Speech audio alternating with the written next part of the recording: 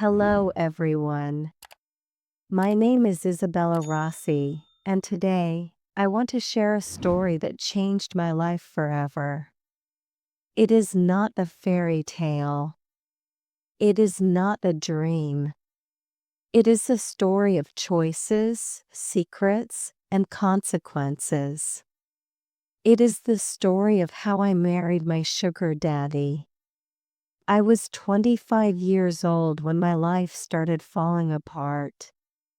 I had just finished college, but I had no real job.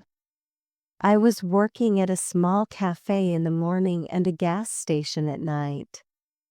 My mother was very sick. Her treatment was expensive, and we had no insurance. I tried everything, but it was never enough. One evening, my friend Chloe invited me to a party. It was in a big house near the beach. Everyone there looked rich and perfect. I was wearing a borrowed dress and old shoes, but Chloe said, "Relax, just enjoy the night." At that party, I met him. He was older, maybe in his late 40s. He wore a black suit and a gold watch. His hair was gray, but he looked handsome and powerful. He smiled at me from across the room. That smile changed everything. His name was Richard Dalton. He owned many businesses, including hotels, restaurants, and even a yacht company. We started talking. He listened to me like I was the only person in the world. I told him about my life, my struggles, and my mother. He didn't judge me. Instead, he offered help. The next day, he sent flowers to my home. A week later, he paid my mother's hospital bills. A month later, he asked me to be his girlfriend. He said, "I know what people will think, but I don't care. I want you by my side." I was scared, but I was also desperate. I didn't know if it was love, kindness, or something else. But I said yes. Our life changed. He took me to expensive restaurants. He bought me clothes, jewelry, and even a car. I moved into his mansion. Everything looked perfect from the outside. But inside, something didn't feel right. Richard was kind but secretive. He would disappear for days. He never told me where he went. He had a locked room in the house. I was not allowed to enter. He said, "Some things are better left alone." I tried to ignore the warning signs. I told myself, he saved my life. He is good. But the curiosity kept growing. One night, while he was away on a business trip, I found the key to the locked room. It was hidden behind a painting. My hands were shaking when I opened the door. Inside, I found something that changed everything. Behind the locked door, the room was cold. It had no windows, just one dim light. Shelves lined the walls, full of documents, photos, and boxes. I stepped inside, heart racing. In the center was a desk.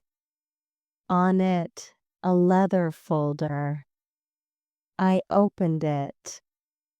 Inside were contracts, names, photos of women, all young, all like me. Each folder had a name, date, and amount. Some were marked with a red stamp, closed. My hands trembled. I turned another page. There was my photo, my name, my address, the date we met. I dropped the folder. Who was Richard? What was this? Just then, I heard a car. He was home. I ran out, closed the door, and returned the key behind the painting. My heart pounded in my chest. I couldn't sleep that night. In the morning, I pretended everything was fine. But my mind was spinning. I had to find out the truth. The truth. I started searching online. I found old news articles. One talked about a missing girl from 3 years ago. Another told about a secret deal involving a hotel tycoon. I saved everything I found. I also talked to Chloe. She begged me to leave him. This is dangerous, Bella. He's not who he says he is. But I needed proof. One day, I followed him. He drove out of the city, through the forest, and into an old cabin. He met a man there. They talked. I took pictures. When he left, I sneaked into the cabin. What I saw confirmed my fears. There were photos of other women. Some I had seen in the folders. There was also a hidden drawer with passports, cash, and a notebook. Inside the notebook were dates and names. Some crossed out. I took photos of everything. The confrontation. That night, I couldn't pretend anymore. Who are you, Richard? I asked. He looked at me, cold and quiet. You've been busy, he said. My heart stopped. He knew. You went into the room. You followed me. What is all that? I asked. Those girls? The money? The notebook? He stood up slowly. You don't understand, he said. I protect people. I help them disappear. From pain. From danger. By controlling them? By owning them? His voice was calm. Sometimes people need saving. Sometimes they don't know it. I knew then. I had to run. The escape. That night, I packed a bag. I took the photos, the copies, everything. Chloe waited for me in her car. But Richard was faster. He locked the house. You're not going anywhere, he said. You belong here. No, I said. I never did. I ran. He chased me. I screamed.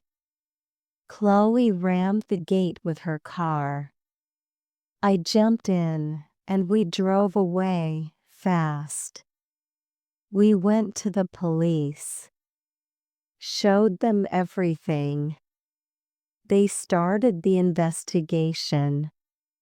But Richard? He vanished. The trial. Weeks passed. Months. Finally, they caught him in another state. The trial was long, painful. Many other women came forward. One by one, they told their stories. Some had lost everything. Some had barely escaped. I testified. It was hard, but I did it. He was found guilty. He went to prison. But even behind bars, I didn't feel safe. Starting over, Chloe and I moved to a new city. I changed my name, got a new job, a small apartment, a quiet life. But at night, I still had nightmares. I kept my doors locked, my phone hidden, my past close. Then one day, I got a letter. No return address. Just one sentence inside. I'm still watching. My hands shook. The police said it could be fake. But I knew better. He wasn't done. A new beginning? Life slowly returned to normal, or something close to it. Chloe and I moved to a small coastal town, far from the city, hoping for peace. The waves helped. The silence helped. But the past? It never really left. I started working at a library. Chloe opened a little cafe. We tried to build something simple, something ours. One morning, I found an envelope slipped under the library door. It was plain, no name, no address. Inside was a single note. You can never truly escape what you once desired. I froze. The police analyzed it. No fingerprints. No DNA. They said it could be a prank. But I knew better. Someone still remembered. That night, I couldn't sleep. I dreamed of locked rooms, of forest cabins, and of cold smiles. But when I woke up, sunlight streamed in. Chloe was making pancakes. A bird sang outside the window. We were alive. We were healing. And I had learned something. Sometimes we want things that glitter. But not everything that glitters is gold. Some of it is glass. Some of it is poison. If you are lost or desperate, please think before you trust. Because I did trust. And I paid the price. But I also